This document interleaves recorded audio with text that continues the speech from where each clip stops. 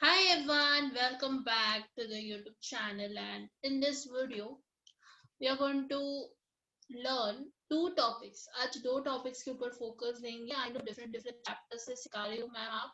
Yes, different chapters से सिखा रही हूँ मैं. तो ये जो पहला topic है वो chapter 2 से आता है और दूसरा topic आपको पता है.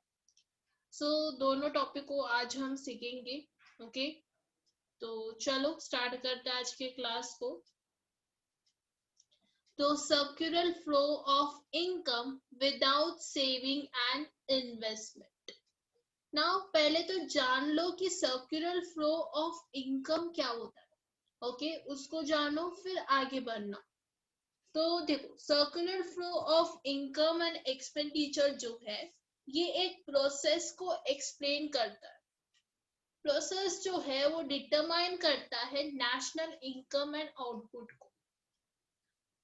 तो इम्पोर्टेंट एक्टिविटी जो है जो कंसिडर किया जाता है कॉन्सेप्ट्स के अंदर, जैसे कि प्रोडक्शन, एक्सचेंज, कंज्यूमेशन, डिस्ट्रीब्यूशन, ये सब क्या है circular flow of income. Okay मतलब क्या पैसा जो है वो घूम घूम के होता है. ओके आपको पता है कि इफ हमारे पास सैलरी आ गया तो हम क्या करते हैं, कुछ चीज खरीदने जाते हैं. यस और नो. तो पैसा जो है आपको अभी पता चलेगा कि क्या है. सर्कुलर फ्लो ऑफ इनकम जो है मैंने आपको डायग्राम से एक्सप्लेन करूंगी ना, आपको डेफिनेटली समझेगा. तो चलो पहले तो आप सबको पता है.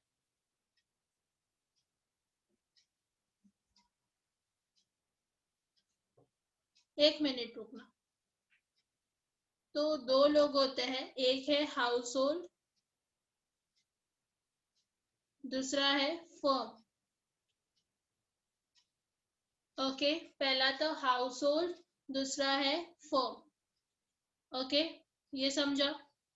यस. उसके बाद याद रखो हाउस होल्ड क्या करने वाला है. प्लीज इस डायग्राम की एरोस के ऊपर फोकस करना. ये हाउस होल्ड जो है वो क्या देने वाला है फर्म को. यस फैक्टर्स ऑफ प्रोडक्शन देगा, दैट इज लेबर, एक मिनट, लैंड, लेबर, उसके बाद कैपिटल, एंटरप्रीनियर, ये सब चीजों देगा. ओके कौन देगा, हाउस होल्ड देगा. किसको, फर्म को. एंड फर्म क्या देने वाला है वापस हाउस होल्ड को. Yes that is RWIP.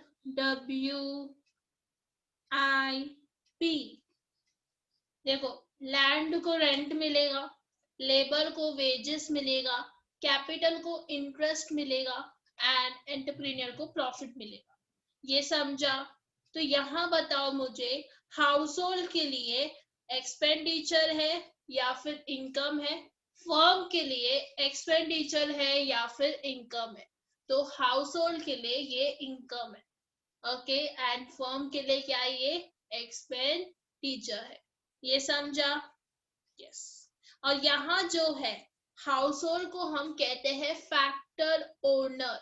House hold को हम क्या कहते हैं, factor owner. Note it down. ठीक है समझा.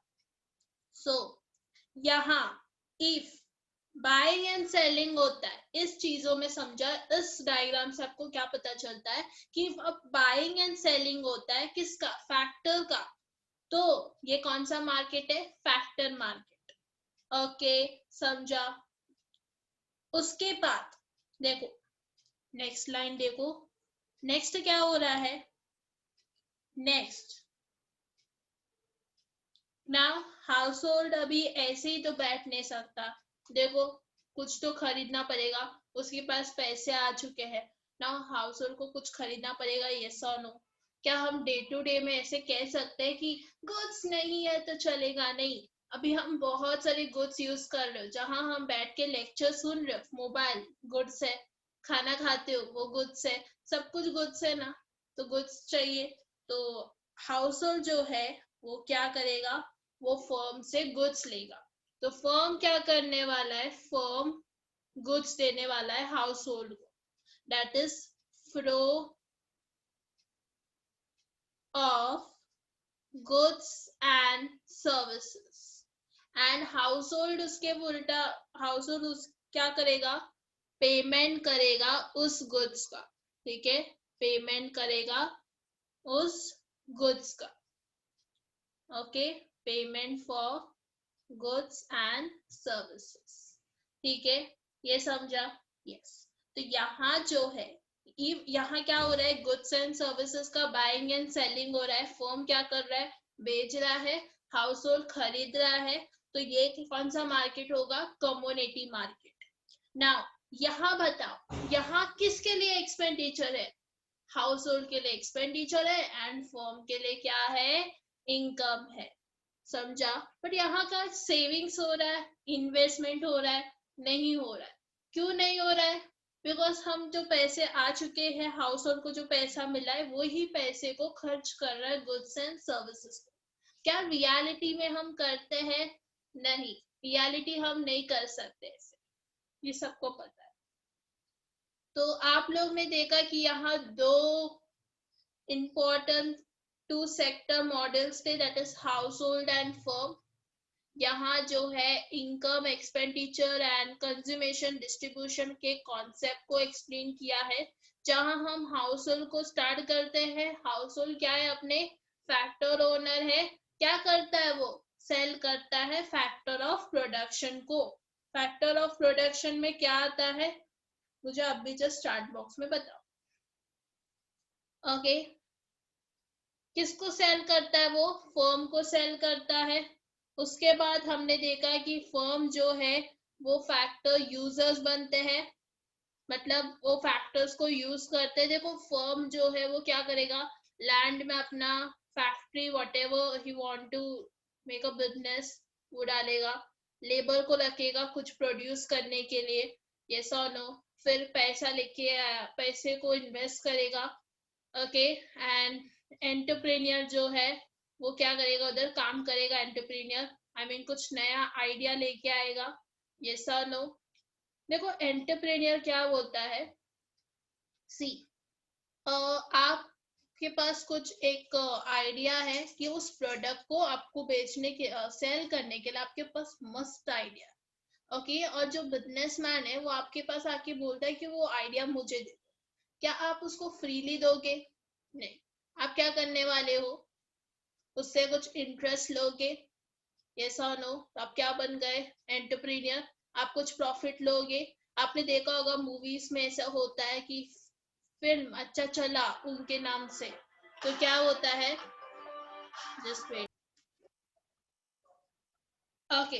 तो ये समझा, जैसे कि आप बैंक, जैसे कि आपका फ्रेंड, ओके, इफ आपका फ्रेंड मतलब आप एक जॉब कर रहे हो, आपने कुछ अर्न किया, और आपका फ्रेंड जो है, मतलब ऐसे ही फ्रेंड है, वो आपको बोल रहा है कि मुझे पैसे दे दो, मेरे को बिजनेस में इन्वेस्ट करना है, तो आप उसको फ्री में दोगे, नहीं ना, उसके प्लस उसमें इंटरेस्ट चार्ज करोगे कि नहीं, यस। तो ये समझा आपको, तो this is this is the thing, okay. तो यहाँ वही है, ओके।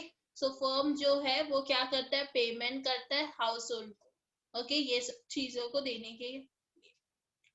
तो यहाँ जो है फैक्टर मार्केट इफिडेंसली ऑपरेट होता है।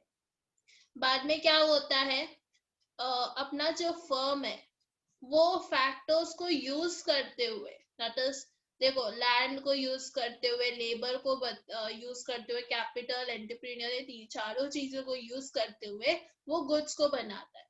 एंड हाउस होल्ड क्या करता है, उसको खरीदता है, ओके। क्यों खरीदता है, क्योंकि उन्हें, हाँ, ओके, समझा, क्यों खरीदता है, उसका जो डिमांड है, मतलब उनका जो नीड है वो फुलफिल करने के लिए। एंड फर्म क्यों बनाता है, क्योंकि उन्हें सेटिस्फाई करना है हाउस होल्ड के डिमांड को। देखो क्या फर्म ऐसे ही बनाएगा विदाउट नोइंग कि यार गुड्स का, ये गुड्स का डिमांड है कि नहीं, नहीं ना, वो देखेगा कि ये गुड्स का डिमांड है कि नहीं। फॉर एग्जाम्पल आपने 50-60 गुड्स किया है, बट मार्केट में सिर्फ 10 गुड्स का ही उसका डिमांड है, उसका डिमांड ज्यादा है ही नहीं, क्या आप बनाओगे उससे ज्यादा, नहीं, और जो बना है वो क्या होने वाला है, आपका लॉस, ओके। जब हाउस होल्ड परचेज करता है ये गुड्स एंड सर्विसेज को, हाउस होल्ड को परचेज करना पड़ेगा, नहीं तो जिंदा कैसा रहेगा बेचारा, ये सनो। तो उसके लिए वो क्या करेगा, पेमेंट करेगा उसके लिए। ओके, जो इसमें पता चलता है यहाँ क्या हो रहा है, स्मूथ वर्किंग हो रहा है कम्युनिटी मार्केट का। तो इस डायग्राम से आपको पता चला कि फर्स्ट हाफ में हाउस होल्ड जो है वो उनको इनकम मिलता था, एंड नेक्स्ट हाफ में फर्म को इनकम मिल रहा है। समझा? ये समझा ये डायग्राम? बस इतना ही, सिर्फ डायग्राम बनाना है और उस चीजों को एक्सप्लेन करना है जो मैंने आपको बताया है। चलो, okay, so let's go head, that is social security. ये क्या होता है, चलो जान लेते हैं। एक मिनट रुकना। ओके, सोशल सिक्योरिटी क्या होता है, तो ये ऐसा कंट्रीब्यूशन है जो कंपलसरी पेमेंट है जो हम गवर्नमेंट को करते हैं। ओके, क्योंकि हमें रिसीव करना है फ्यूचर सोशल बेनिफिट्स को, जिसमें अनएम्प्लॉयमेंट, इंश्योरेंस बेनिफिट, सप्लाईमेंट्स, ये सब इंक्लूड होता है।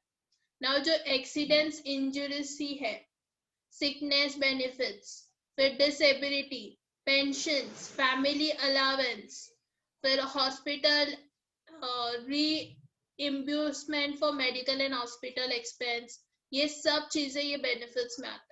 ये सब हमारा सोशल फ्यूचर बेनिफिट्स है, केस में आता है। ओके,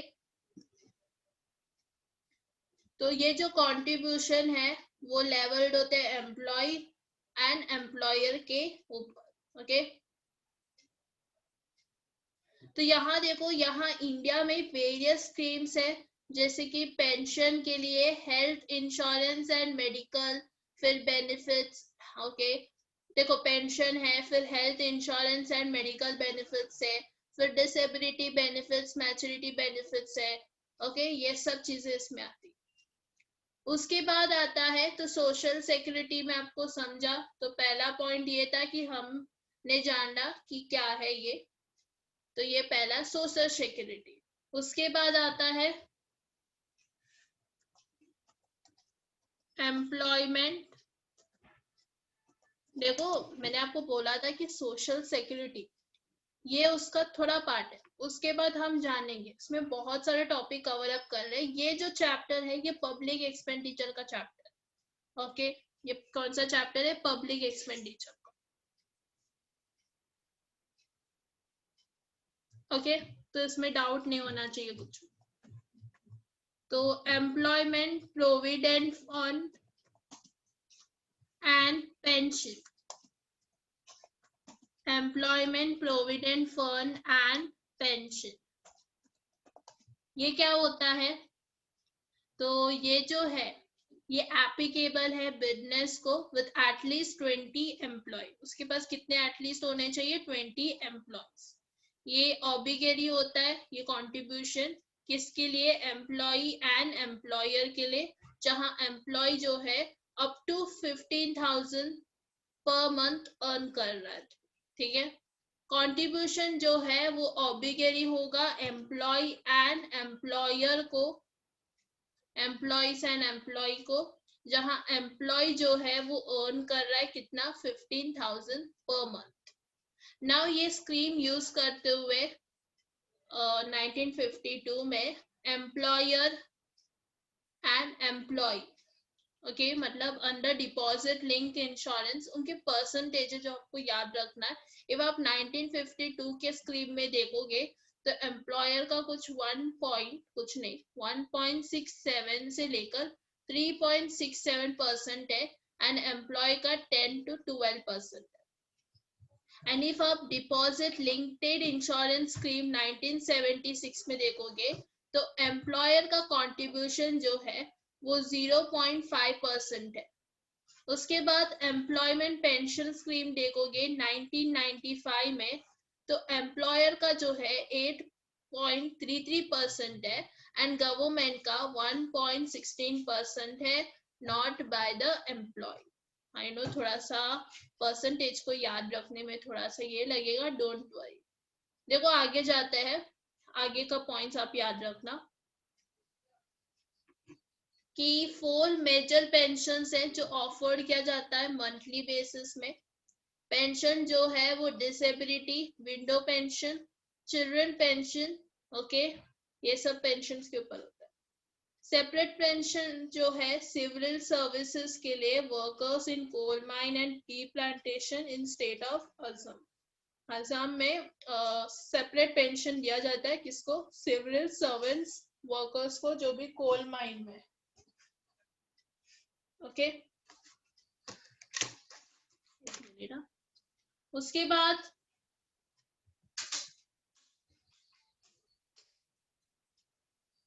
बाद देखो आगे जाते हैं, health insurance and medical benefit. Health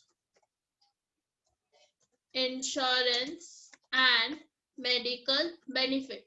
देखो आंसर थोड़ा सा डिफिकल्ट लगेगा, डोंट वरी, बहुत सारे क्वेश्चंस आते हैं।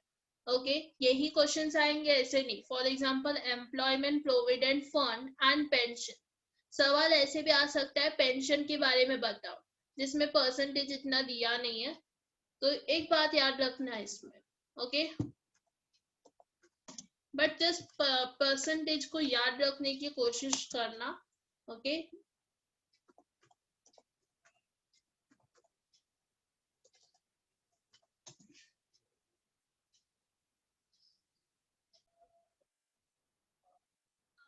तो अभी हम देखेंगे health insurance and medical benefit.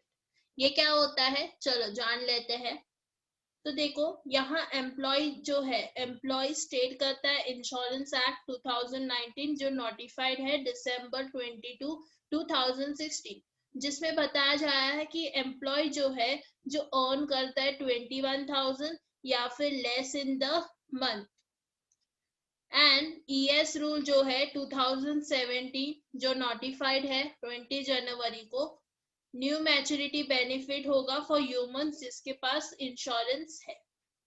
Sick benefit cover करता है 70% ऑफ डेली वेजेस जो पेबल है इन 91 डेज। यही health insurance and medical benefits में आता है। उसके बाद आता है ग्रेजुटी। ग्रेजुटी ये क्या होता है, तो ये जो पेमेंट ऑफ ग्रेजुटी एक्ट 1972, यहाँ एडिशनल वेजेस जो दिया जाता है एम्प्लॉय को जो वर्क टे कंपनी में फॉर 5 years या फिर मोर लमसम अमाउंट पे out by the company, 5 years या फिर उससे ज्यादा जो अमाउंट पे आउट है by the company in the event of death या फिर डिसेबलमेंट, वो किसको? नॉमिनी को या फिर हर of the employ.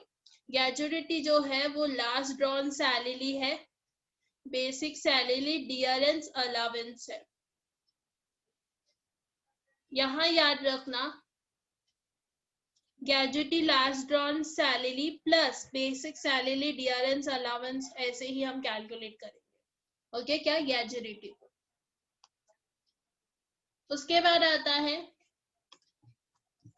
Low income.